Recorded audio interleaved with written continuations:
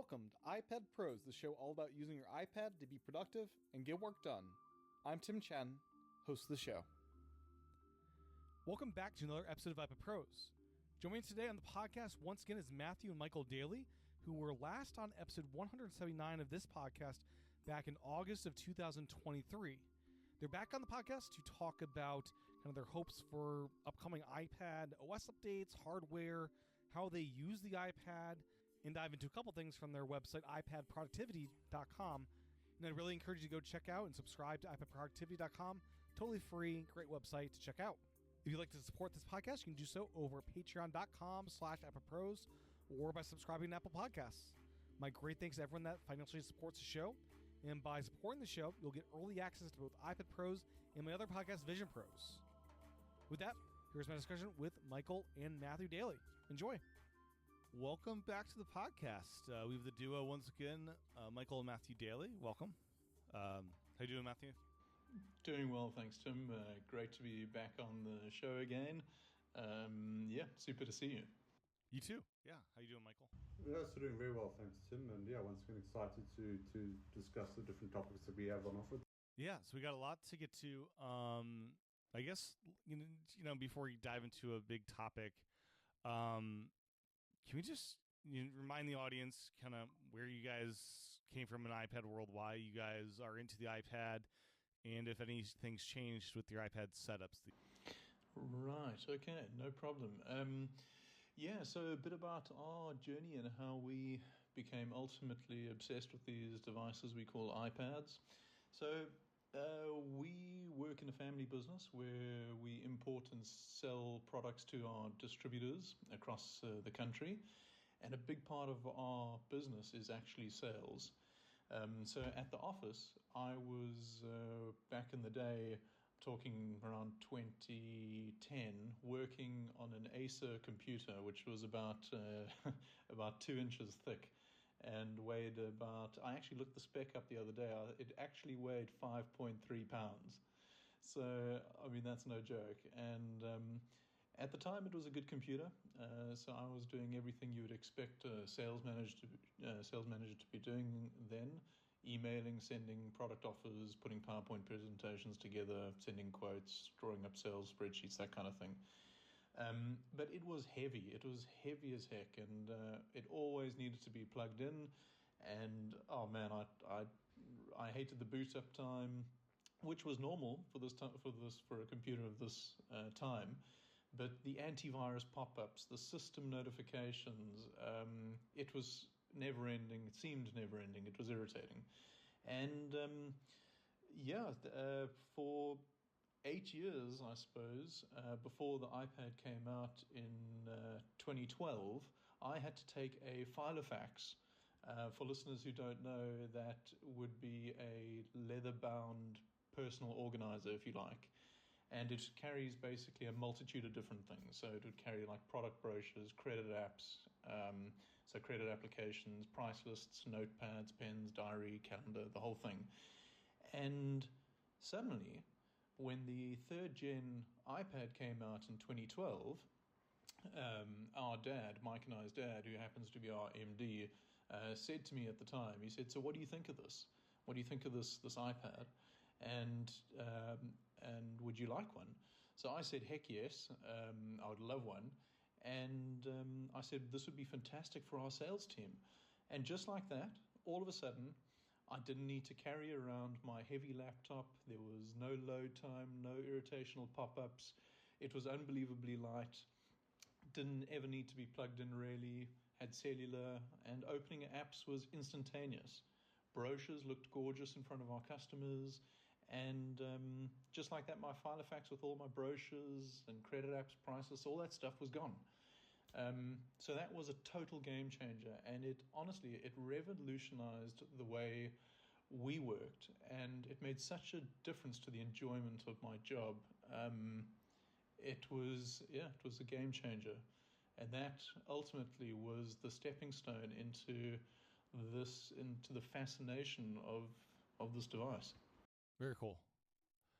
And as far as your current iPad, are you still on the M1 since last time we spoke, or have you changed things up at all?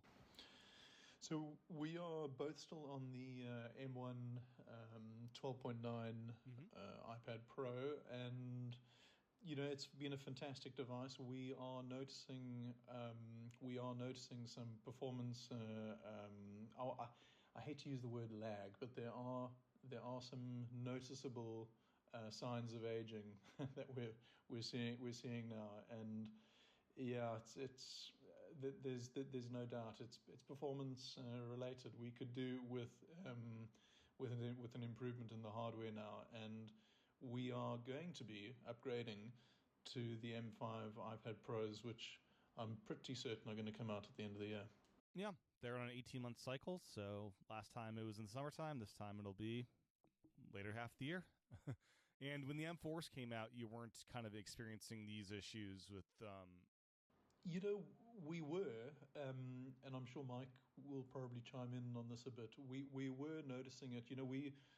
We're running pretty big spreadsheets. We're creating pretty serious presentations in Keynote, and we work very quickly across the apps in our day jobs, and we were noticing noticeable load times, and for us, we were so keen to move across to the M4, but for some reason or another, the work here just flew, and when it came time to actually pulling the trigger and moving forward on these devices, we were approaching halfway through the year, and we just thought, you know what, maybe we should just hold out a little bit longer. But honestly, we would be very happy with the M4. My other brother, who works in our business, he had an insurance claim on his iPad, and he upgraded to the new M4, and the difference in terms of the work that we do is night and day. The performance would be greatly appreciated.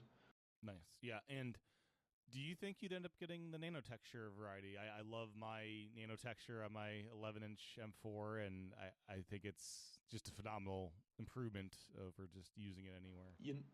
It's so interesting. We are just hearing more and more people talking about this nano texture display and the difference it makes in natural lighting conditions. I am going to be very tempted to do that. I know it does add on an additional cost. What is that now, Tim? It wasn't much. The big cost, you have to be on the 1 terabyte or higher storage capacity, unless they change that with the M5. But that's probably the biggest cost for most people. Otherwise, I think it's like 100 maybe. And okay. not just natural light, but artificial light is also much better. Just right. But yeah, outside in the sun, exactly. Yeah, amazing. Yeah, everything about it. Yeah, I think that's definitely going to be something we're going to have to consider. We often are out on site in front of our customers, and there you're dealing with glare from light coming through manufacturing factory windows, and as you said, artificial light from lamps over equipment and that kind of thing. The nano texture would make a big difference. What is the cloth like? I believe you have to be a bit more careful on the nano texture display. You have to use a specific cloth, or how have you found that? I rarely need to clean it, though. I'd imagine it depends on what your environments you're in as far as how dirty you get the screen. But I also find I notice fingerprints less, so I'm just not cleaning it as often as I. Okay. And the crispness of the display in terms of text sharpness and that kind of thing, how have you found that? I can't discern a big difference. I'm sure it might be there if you put them side by side, but yeah, it looks sharp as ever. Okay, right. Okay, no, got you. And Mike, would you upgrade to that nano display? I think it's definitely an option to consider, and I am leaning more towards yes. I do want that because we live in quite a bright country with our, the UV rays are pretty strong down here, and my office environment is very bright as well. And with the iPad taken to customers, etc., which are often outdoors, I think the glare, the anti-reflectiveness, etc., on that nano texture would definitely come into use, and I think it'll be a big positive for us. Yeah, and it's funny, when I got it, I was using environments I'd used before and didn't notice in the middle of the display was this bright yellow light, and then I started using you got used to trying to look through all those reflections in your iPad screen before, and then they just go away. It's like, oh, this is much nicer. Yeah. Wow, that does sound very appealing, eh? Nice. Have you found your battery life like a little bit better because maybe the brightness on the screen doesn't have to compensate for that reflection, or is it more or less the same? Probably about the same, because I like a nice bright display. Like I crank it. Okay. Yeah. You could probably do with less, but yeah, I do like the crank. I will say the M4 battery health I've been trying to kill this sucker. It's still at 100% since I got it, and whenever it's been a year or whatever. It's wild. This thing, Sure. the battery. That is impressive. It's like, at 80%, I can get a a fresh AppleCare swap to. Cause I dropped it, and I got a couple scratches I'd love AppleCare to replace, but only with battery. With those, you can do the AppleCare replacement service where they ship you a brand new one, and then you ship the another one. But it doesn't qualify for anything because that battery's holding on strong. Okay. Yeah, that's impressive. These chips are the performance per watt improvements that they've made with shrinking and reducing the die size is so impressive. I mean, the M4 is on. What's it on? Is it 3 nanometer now? I think that's right. Yeah, the second generation. Yeah. Of that. That's impressive. Yeah. Interestingly, also just a testament to these devices, I recently traded in my kids. They had iPad. I want to say fifth or sixth gen, and we traded in two of them. We bought them at the same time, so they are now over 6 years old at least, maybe 6.5 years old. When we traded them in, Apple said the batteries were perfect. Amazing. Yeah, that's crazy. How's that? So we got good trade-in value. Yeah. So from the M4, outside the better chip, it'll probably be not a huge update because we just had the big physical redesign with the M4s and all that. Is there any other little things you like to see outside the chip? In terms of going M5. Yeah. So I think going M5. So I mean the chip would be the big one, but I think if we had to separate this into two categories, realistic wishes and hopeful wishes, because I think that needs to be managed. Yeah, because the M5 I think will be mostly a spec bump because the M4 was the huge redesign. Right. I mean that makes so much sense. So if I have to be realistic, for us, straight away, we want more power. We need the performance, and we're not video editors. Although that is a hobby of mine, but it's more family movies and that kind of thing, and drone movies. But the additional RAM, I would like to see the M5 come out with the option for the 1 terabyte and 2 terabyte options with 24 gigs of RAM.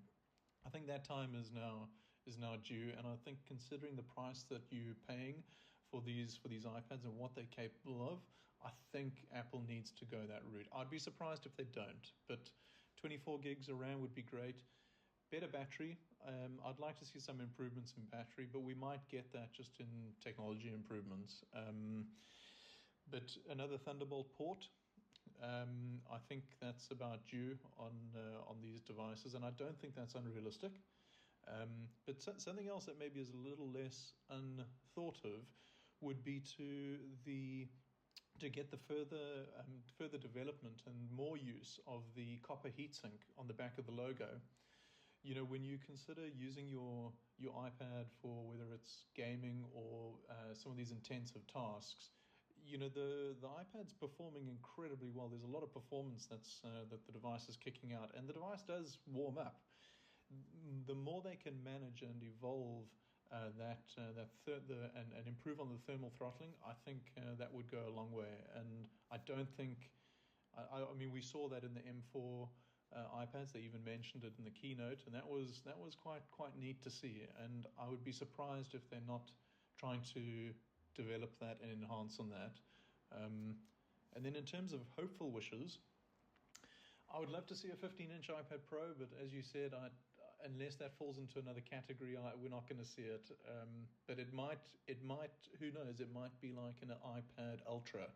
And there have been some rumors. The latest form factor we're hearing about are the foldables and the foldable iPad. Very interesting stuff. Very interesting. Yeah. So 15-inch iPad. The other one would be, this is hopeful, would be MagSafe. Would be nice to see MagSafe. You know, you hear about the rumors of Apple looking at having a type of MagSafe attachment, but you know, I think that would be quite nice. I don't know if I want to see MagSafe in having like a hockey puck type thing connect to the back of the iPad. I don't know how useful that would be. Yeah. Right, and there was some of that stuff floating around, and I looked at it and I thought, oh no, please don't bring that out. You already have the smart connector. That's it. And then I think the last one, to be honest, would be a couple of years ago, there was a patent schematic that came out of a keyboard that Apple had patented, which just showed the keypad. So in other words, your keys and your trackpad, but it just had a hinge on the back, but it didn't have a backboard for the iPad to magnetically connect against, and it was quite interesting.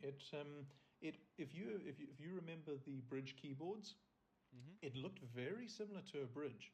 There was no backing for the iPad to magnetically clip to. It would all happen in the hinge, and I tell you what, I've noticed that when these patents come out to these patent filing offices and what have you, generally a couple years later, 2-3 years later, we start to see more evidence of this stuff trickling through, and sometimes they just come straight out.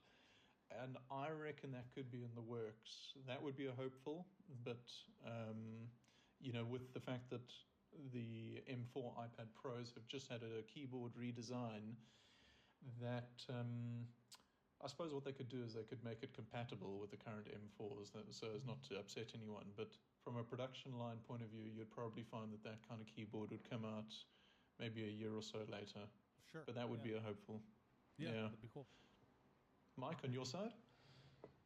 On my side, I think the main upgrade or change I'd like to see would be the second Thunderbolt. I think that would be, if they can somehow incorporate that into the chassis, that would be great. I think it would be a great use case so that you could use displays that use Thunderbolt without having to use an external dock, etc. And then, I think that's something that I would most benefit from. Gotcha. Yeah, and I'll be curious to see when that can show its face, because I do think a physical redesign would need to happen. I think it's probably not happening with M5, sadly. But M6 or M7 is probably the next redesign, I'd say, that they could throw that in there. Yeah, because I'd love to see either one next to it or one on the other side of the display. Not that they move the camera away from there. They can actually put that there. True. Yeah. Good point. As far as iPadOS 19, which is very soon here, coming up in about a month or so, we'll see what Apple has in store for us. We've been hearing a lot of rumblings about power user features this year, which we hear that every so often. And sometimes we get some cool stuff in there. Nothing happens. So what all are you hoping for? It's really interesting times that we are in right now. On the 13th of April, we had long-time leaker Mark Gurman talk about. He was saying that this upgrade is likely to focus more on productivity, multitasking, and app window management, with an eye on the device operating more like a Mac. And that is very interesting because I think in terms of credibility, he's the guy you want to put your money on. You can basically take that to the bank, I would say. And that kind of lines up with what we are seeing in terms of the direction of the most critical things to address. We know Stage Manager needs improvements. There's no doubt about it. It's come a long way. and it's very usable. It's a super feature, but there's no doubt about it. There are obvious things that could be streamlined. App window management, classic. That has got to be improved. And I think maybe just before we mention just a few of these things that we would like to see in iPadOS 19, and I'm sure Mike's got a couple interesting points on his side too. There was another chap, another leaker, Majin Bu, if I'm pronouncing that correctly, who said that from his sources, he was saying that there would be a Mac-like menu bar when connected to a Magic Keyboard, and managing apps and windows would be smoother and more productive. Now, that also lines up with what Mark Gurman was saying, but that's very interesting when you think about a Mac-like menu bar, because that could potentially open up a world of other options in terms of, from a productivity side, that are available to you in an instant when navigating around the system. So that I would imagine, that to me, this makes perfect sense. I mean, if I was Apple and I was going to make improvements to the system, these are the places that I would be going to next. So, and the fact that leak also lines up with what Mark Gurman was saying, I would say that this is looking very, very similar. He was also talking about potentially connecting a USB-C cable to the phone, to your iPhone, which would then trigger a similar setup to Samsung Dext, where your phone would enable a stage manager-like experience simply from your iPhone. That was interesting, and I think we're seeing Apple actually playing a bit of catch-up. I think they are realizing that they need to start adopting these features in order to not. I mean, some of the stuff is table stakes stuff, and I think they have to do this if they want to be considered serious, and they want to also give people enough reasons to spend the premium on their devices. Sure. Yeah. No. But in terms of improvements to iPadOS 19, it's quite interesting when you look at there's so many interesting people to watch, and so many great YouTubers to watch, and so many of these guys are talking about improvements to Final Cut and Logic and that kind of stuff. But you have to take that with a pinch of salt, or a shot of tequila, depending on how often you hear it. Right, because that's coming from the context in which these guys operate. That would make big differences to their lives, but in reality, that makes up a very small percentage, actually, of the Apple's iPad user base. So if I think more realistically in terms of what would make a big difference, so if we look at Stage Manager, just to give just a few descriptive examples, one of the big problems with Stage Manager, and I think this resonates with a lot of people, is managing windows, the time that it takes to manage your windows. And I think it can be quite disruptive to your productivity flow, so to speak. So the time that it takes you to optimize the space in which you need to work, I mean, everyone uses Stage Manager to give you a bigger canvas to work on, but that benefit can sometimes be overshadowed by the time that it takes to actually place those windows and not interrupt your workflow. Yeah, and then you throw in a fifth window, and it's like, oh, where'd my window go? Because it just gets yanked out. Yeah. Right, only to add to the problem. Mm-hmm. Now, when you guys are in the field, are you guys in tablet mode, or do you guys have the Magic Keyboard attached most of the time, even now, customers? Mike, do you want to jump in there? Yeah, sure. I find it far easier to work purely in tablet mode because of the limited foldability of the Magic Keyboard, with it only being able to reach, just over 90 degrees.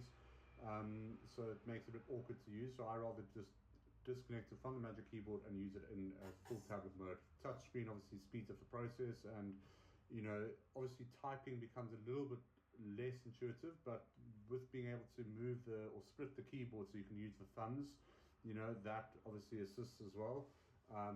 But yeah, tablet mode is 100% far more useful than with the Magic Keyboard attached. Yeah. Mm. But just going back to Stage Manager there, imagine, Tim, imagine if, wouldn't this make sense to have a grid style, almost like a template, where if you wanted to, you could invoke this by, I don't know, maybe holding down, let's say, Command and something, or Command and drag. If you dragged a window up onto your external display, to have it snap into a grid layout, wouldn't that make so much sense in terms of being able to quickly move things into position, just like you would in split view, but you have, let's say, a 4-app layout as a grid option. Or in your display settings, you can actually set it to, let's say, a 6-app grid, or however you want.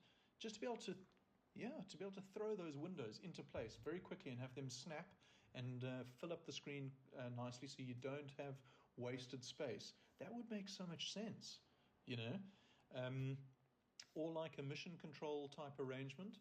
So like, you know, if you had to four-finger swipe up, I think to be able to have your apps displayed in all in one screen, so as not to have to scroll from left to right to see what is actually on the system.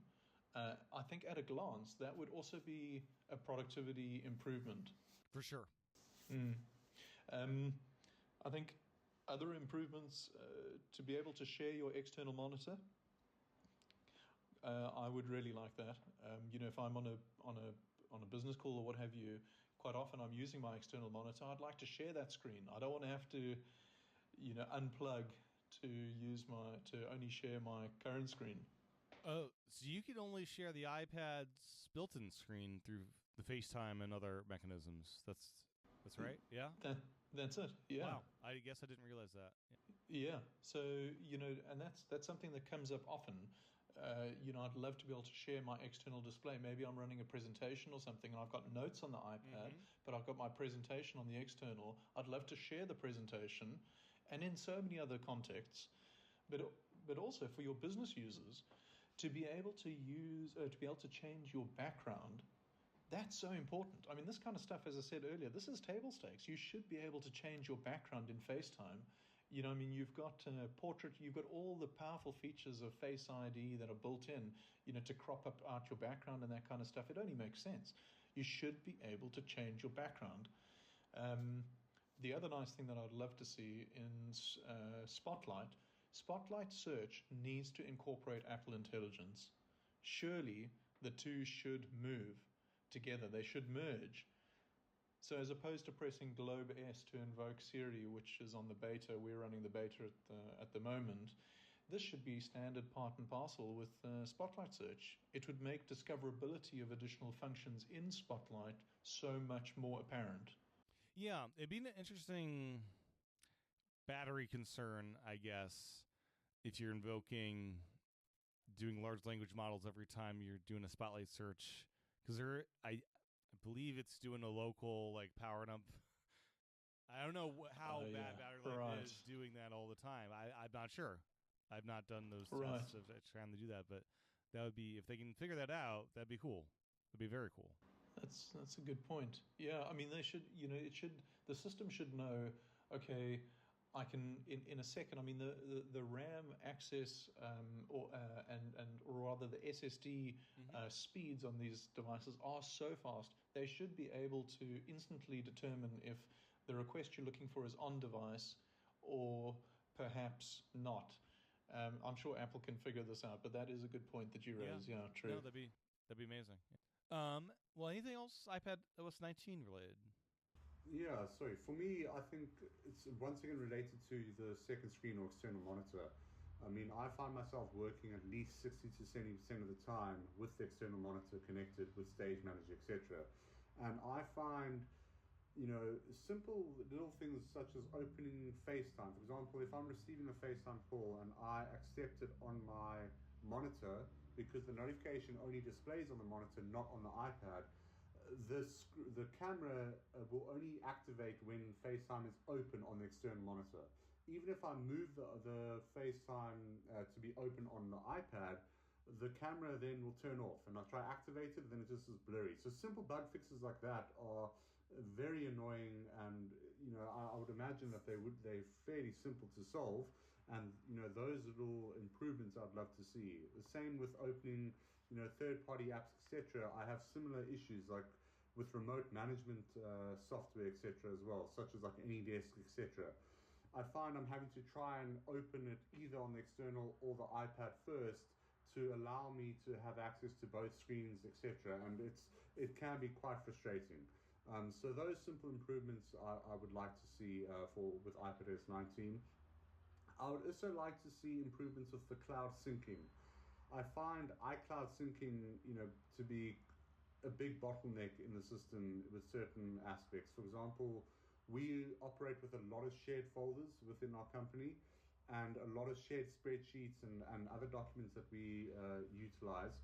And I find iCloud with the syncing, seems to slow things down a lot more. And to try and combat that, I've always, within my iCloud folders, I try to download all of those different documents, etc., to on device to keep them downloaded. But obviously, each time you open them, they need to resync with the cloud to make sure there weren't any updates, etc., with that. And I find that process a little bit slow. And so it's not so much an iPad power issue. I think it's more an iCloud syncing problem. But hopefully those improvements will come with iPadOS 19. Well, let's move on to another topic here. I want to just talk about the website you guys are creating, iPadProductivity.com, and kind of tell me, what's the site all about, and kind of what's the focus of it, and kind of where do you hope to see it go in this next year here? Yeah, thanks, Tim, for the plug. Appreciate it. We've had a site called iPadProductivity.com for quite a long time now, and essentially we are working exclusively on iPads, and we have done since 2012. And for Mike and I, we discover new and interesting things about the iPad as we work through our professional lives, and have done for so long. We thought, you know what, a lot of these things are not being talked about. And when we talk to people, so many people, I mean, even back then in those days, so many people weren't using their iPads in the way in which we were using them. And so we thought, we've actually got something to share here. And essentially, iPad Productivity it's a site that we've recently rebooted. So we're starting to get a lot more content on the site now. And ideally, what we're trying to do is we're trying to share information that is going to enhance people's lives, whether you are an entrepreneur, whether you work in a business, whether you're a student, or whether maybe you're even just a parent.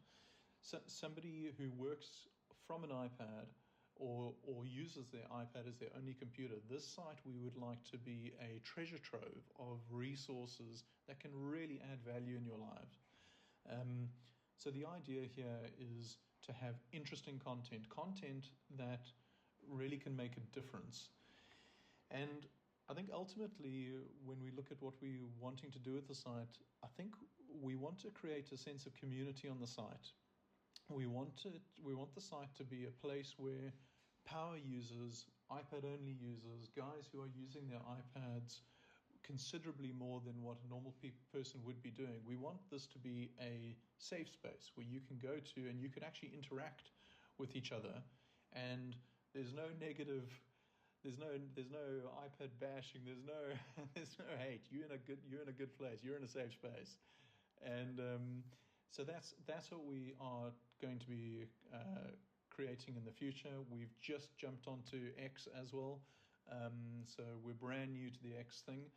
And essentially, we want people to subscribe, and we promise not to spam, and we just want it to be an interesting place, an interesting resource that really just adds value. Nice. Yeah. Have you guys considered opening like a Discord server or something like that for more of a like that sense of community there, or a different kind of platform similar to that? We actually are busy talking about that right now.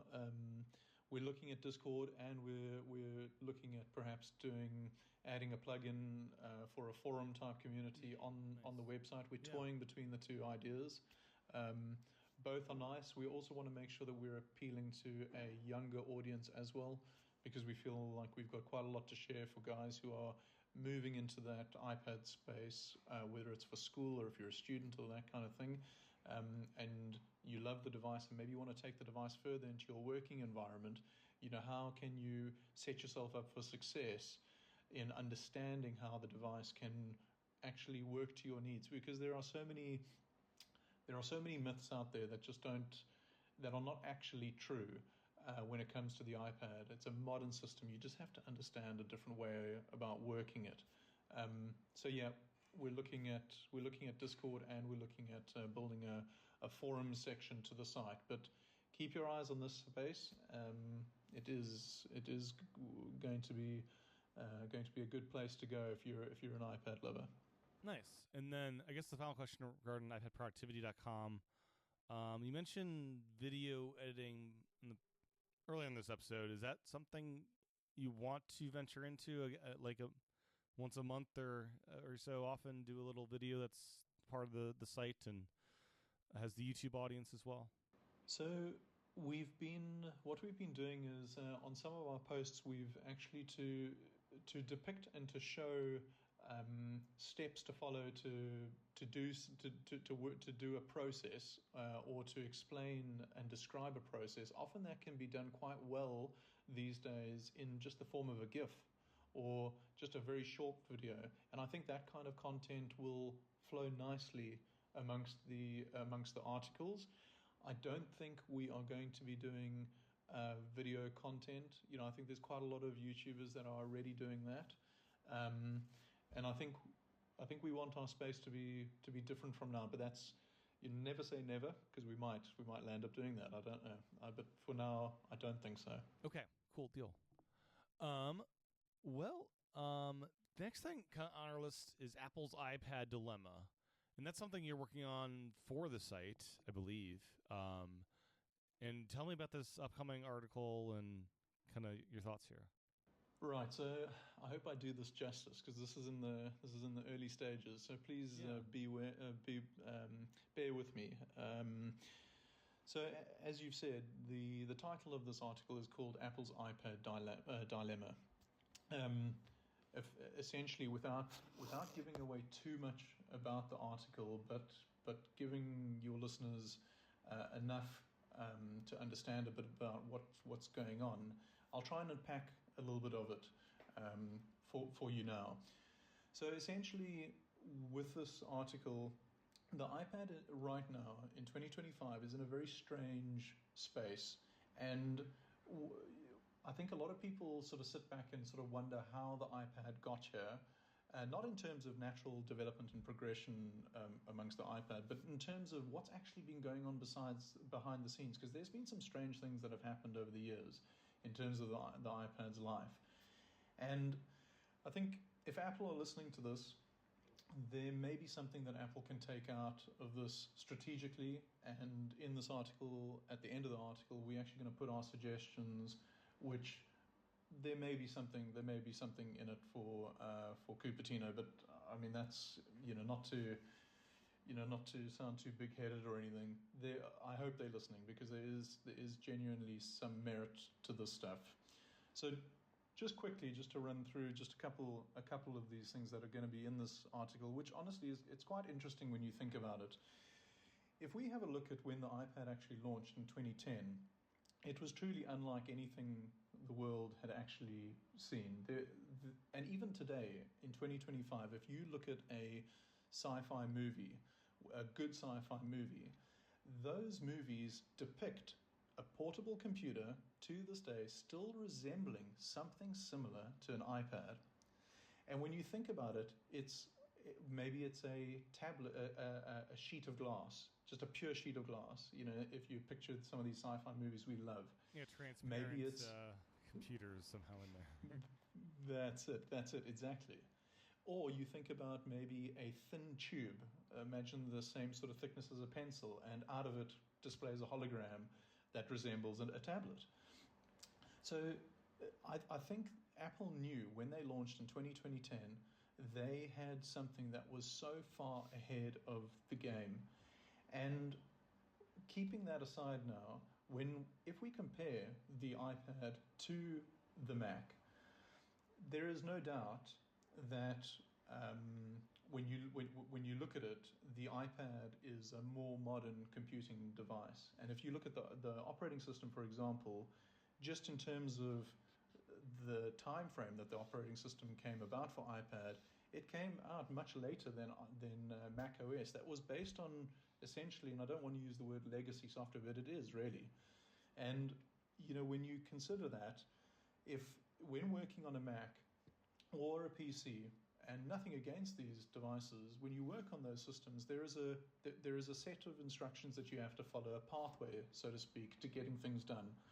On iPad, there is a different approach. There's a different way in which you go around to complete the same task. And when you think about it, often when you look at the way you perform this task, it is quite a modern way of doing things, but it also makes logical sense. Yes, there are things that have to be improved, there's no doubt about it. But the iPad is arguably Apple's most modern device with their most modern operating system, when you think about it. And I think what actually happened was the iPad became a test bed for developing a new operating system that they wanted to get out into the public, but they also, in parallel, wanted to test new technologies that Apple had in its arsenal, such as Touch ID, Apple Silicon that they were using in the iPad, screen technology, much of which was developed on the iPhone, that ultimately they wanted to come to the Mac, but they wanted to see how this new platform would develop naturally in the hands of the consumer, because they knew what they had. And so this led to a flurry of development around the iPad in terms of apps, accessories. And Tim, you'll remember for a long time, the Mac was, honestly, it was left behind. There wasn't much going on in the Mac store. It was on life support until Apple Silicon came out. 100%. And I'm going to get there in a heartbeat now, actually.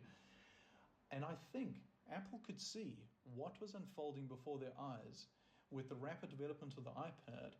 So Apple deliberately had to hold back on further developing the software, because they knew inevitably they would be creating a Mac cannibal within their lineup. And you think about how many good YouTubers and writers there are out there that have all said, if I could, I would love to operate on one device, but my iPad can't do it all. And there is a reason for that. There is no doubt about it. And the iPad would be that device. Sure. But there's no doubt the Mac sales would take a hard knock for sure, and not into the studios and into the Mac Pros. We know that, but for sure into the MacBook Airs and for sure into the Pros. Yeah, and it is an interesting dilemma, because, you can spend $2,000 on an iPad, but Apple wants you to also spend $2,000 on a MacBook.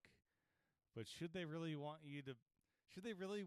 An iPad Pro should be enough. You shouldn't, I understand an iPad Mini or a baseline iPad, but once you're at the iPad Pro, open it up. Let us not need to get Xcode for the Mac to be able to do our development job. It isn't that interesting? And so I think what landed up happening was, as the technology that Apple was testing on the iPad and implementing in this space, as that technology was improving and evolving, the cost of the iPad lineup soared. And you think of, let's say, the Retina XDR display, which came out on iPad. Okay, it became more obvious that the device needed software development. The hardware was so far ahead, the device had to develop in direction of the software. So in 2020, we saw the introduction of a Magic Keyboard with a trackpad for the first time, and everyone thought, oh my word, it's going to happen. It's going to happen. But it came out right in the beginning in March of 2020, and it came out as Apple was gambling and hoping that COVID was not going to be what it turned out to be. But COVID exacerbated the problem. And what landed up happening was, with much of Apple's team working from home and the development team not being together, this became a huge issue. And when you're dealing with a device as capable, as powerful, as interesting, and as revolutionary as the iPad, there was a big issue that came with this modularity, and that was the development of all the inputs. With iPad, you have touch input, you have Apple Pencil input, and you have pointer input in the form of Magic Trackpad and a mouse, for instance, if you will. Whereas the Mac has just pointer input. That's it. It's got a third of the development required. And not only that, but you're developing a whole revolutionary new system. And I think Apple put the brakes on, and I think they course corrected. And because with having everyone working from home and the effects of COVID, I think what happened was they immediately pulled up the handbrake, did a full U-turn, and basically brought these technologies right up in front and launched them on the Mac, because they saw an opportunity to get the stuff out into the Mac and not be delayed by what was COVID and the development of the iPad. And so you landed up with a story of the M1 Max coming out, as you correctly say, and they launched with Apple Silicon, Apple Touch ID, incredible performance per watt, and all the things we loved about the iPad for so many years. And suddenly, it changed the direction of the Mac. Mac sales surged. The development towards the Mac was huge. The Mac App Store had a new burst of life. And Apple saw this, and to date, Apple have been capitalizing on the revenue and success of the Mac. I mean, you would expect them to. They've got to do what's best for their investors. And but unfortunately, this has meant that the iPad, the device with so much potential, so far ahead of its game, has been unnatural and weird. It has been left behind. And I think, in summary, what we are seeing today is Apple are concerned that if they don't develop the iPad, what will ultimately happen is they may very well miss out on a golden opportunity, and they may very well be in a position where they have lost a massive opportunity. And I think we're seeing a bit of course direction happening urgently. For sure, yeah. And it'll be interesting to see how they, approach this dilemma, as you say. So, final topic I just want to touch on are, the iPad myths. You can't do this on the iPad. You can't do that on the iPad. What are the biggest ones that you hear this and you get a little frustrated that, these people are sharing this stuff? 100%. Dispelling myths. Wow. Myths that we still typically hear today, the iPad is overpowered. Well, I disagree. I disagree completely, and I know a lot of people that disagree. Yes, the hardware is great, but if you're somebody who's searching or doing content consumption on the couch, fair enough. But you know what? I think there are a lot of people, and to be honest, probably quite a big percentage of Apple's targeted audience. I mean, when you look at their ads that they're putting out on their keynotes and what have you, these ads all appeal to people who look like they're power users, people who look like they're using their iPads to do real stuff. For us, and Mike, I'm sure can chime in on this as well. We need the horsepower. There is no doubt about it, and we're not video editing. I mean, I mentioned we do a bit of that. Yes, that's fine, but that's as a hobby. I mean, we're working normal sort of jobs. We're working in sales. We're doing, PowerPoints, presentations, that kind of stuff, and large Excel spreadsheets and what have you. And there's no doubt about it, when you're doing this kind of work, and you're working with larger files, you need it. I mean, I can see a difference straight away. I'm on an M1, and the difference between my brother's M4 and my M1 is like night and day when it comes to opening and being productive, opening apps and moving between windows, etc. There is no doubt. So this iPad is overpowered thing, I just don't see it. It doesn't make any sense to me. Mike, I'm sure you agree with that. No, indeed. And I mean, a lot of people see the iPad as being, a secondary device that complements the Apple ecosystem, and it's a device that, for lack of better terminology, is similar to that of a Kindle, because people use it for browsing the web and for reading books and that kind of stuff, which in actual essence, it's more of a productivity tool that was being designed for, many different use cases, and not as a Mac replacement, but rather as a new thinking of tools, something that you can be more interactive with. And it needed that horsepower, or needed the power behind it to ensure that you could do those tasks smoothly. And so there are certainly bottlenecks where we find that the iPad isn't able to keep up because it needs a little bit more power behind it, being the RAM, etc. And so I do agree in that sense, and I certainly do believe that is 100% a myth.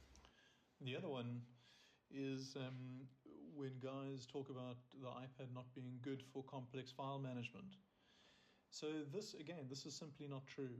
We in our company, we have as complex file structures in our company as any, I don't know, Fortune 500 company. And I actually know this because one of our major principals is one of those companies, and I've seen in part some of their file management. And I can tell you now, as Michael mentioned earlier, we have a very serious shared file setup in our company, and there is no problem whatsoever navigating between that on iPad. And in fact, if I to drop a little pro tip here, one of the ways you can remedy this, if you're finding files to be maybe a little confusing, you toggle that column view. Make sure that you have that linear view from left to right, where you can see the root folder and you can see how it flows. That is a great way to sort or to help you understand files better. The other thing is, if you're not sure about where a file is located, right-click on it or long press and select the info button to understand the file pathway. Very easy to do, and a lot of people don't understand that. They don't know that get info option and what that actually does. But just a couple others. Desktop class applications. I mean, there are so many great desktop class applications on the iPad, and it's great to see a lot of the pro apps that a lot of the YouTubers have been wanting make their way over to iPad. But before then, there's been so many, and yeah, I mean, demanding multitasking. I mean, if you're running with a trackpad on your whether it's a Magic Keyboard or the Apple's Magic Trackpad, the multitasking and gestures that you can do to fly around the screen are super, and that is 100% a myth. Demanding multitasking is no problem at all. Complex spreadsheets, that's another one. I mean, we've got some seriously large spreadsheets that actually on my M1 iPad Pro can take, I don't know, 20, 30 seconds to open. Hey, Mike? I mean, fair enough, some of that is syncing, but these are big spreadsheets, huge formulas. And, we're not doing anything strange or anything that I would consider, very advanced. But, and that again goes towards the power myth again. But IT assistants, I mean, Mike assists us with quite a lot of our IT work at our office. And he does wonders from his iPad Pro across our Mac lineups and that kind of thing. You've just got to know the workarounds. We use Mike. You might want to just mention the app that we use there to assist on remote IT support. Yeah, exactly. So there are two main apps that we use for IT assistance, being AnyDesk and being Screens Connect. Screens is certainly, or Screens 5 now as it's known as the latest iteration, that is certainly the tool to use, and as we find it the most compatible with iPads and with Macs in general, and just the functionality that you have with that app as well, in terms of its picture quality and streaming and just communication between the devices, I find that it really, really works well. For ease of access, if you just want a one-click system, AnyDesk does do that. However, there are glitches, etc., that I do find with that, but obviously that's for a topic of another day. So yeah. Yeah, very cool. Well, anything else before we wrap it up here? Yeah, I would just say working with large websites, a lot of people are concerned that if they start their own business, they're not going to be able to create their own websites and that kind of thing on iPad. That again is another myth. You can totally create your own website using your iPad. There's no doubt about it. And there are fantastic website builders available. And I mean, WordPress is super. There's no problems there. So I would just make mention of that too. Mike, on your side? Well, I mean, as the terminology goes, there's an app for everything. So, should you need a workaround, etc., there's no doubt there's an application or something for that. If not, there's a website that can assist you with that as well. And on the iPad, you have access to a trillion, different methods of completing a task. And it's just finding the correct way to do it might be a little bit frustrating for some users because it might not be the most obvious way of doing it. However, you just got to think of it a little bit differently and maybe outside the box, to complete that task. But there is a way to do it, and you can do it. Moving on towards iPadOS 19 and what we're seeing with regards to that and where that's going. I think with macOS Sequoia, if I'm not mistaken, that latest update, they changed the menu layout for the settings to look similar to that of the iPadOS or iOS software. And I'm not too sure if that's also now hinting towards almost merging of softwares as well. If you look at now, if the rumors going around with there now being a menu bar, etc., or toolbar, as it's known, for iPadOS 19. I don't know if that's now moving, another step towards a merge of the two softwares. But then again, that... I think they just want to make everything very familiar, so it's easy to jump around and use whatever device you want. Exactly. It's a familiar environment. 100%. So, I doubt that they're going to merge two softwares where they'll both be 100% compatible on either device. I can't see that because that's obviously going to then, change the whole business model. Then one can choose either an iPad or a Mac. They're not going to, there won't be that overlap, etc. But yeah, those are just the closing, I guess, comments. Excellent. Well, anything you want to promote outside of iPadProductivity.com? Right. Yeah. So as we said, we're newly on X. So we've just jumped onto X now. So if you want to follow us on X, please follow us at iPadProd. So iPadProd. So yep, that's it. Otherwise, subscribe to the website. We're gonna have some interesting content coming that way. Sounds good. Well, thank you very much for your time this morning from me and afternoon for you. Eager to chat again after iPadOS 19 is unveiled to see what is happening with that. Yeah. Looking forward to it. Fantastic. Great stuff. Thanks, Tim. Thanks, Tim. Well, that's my discussion with Michael and Matthew Daley. My thanks to them for their time recording this episode. My thanks to you for your time and attention tuning in. And as a reminder, you can check out iPadProductivity.com to get some great content that they are producing over there. As a reminder, you can support this podcast over at patreon.com/iPadPros or by subscribing in Apple Podcasts. With that, I'll talk with everyone again real soon.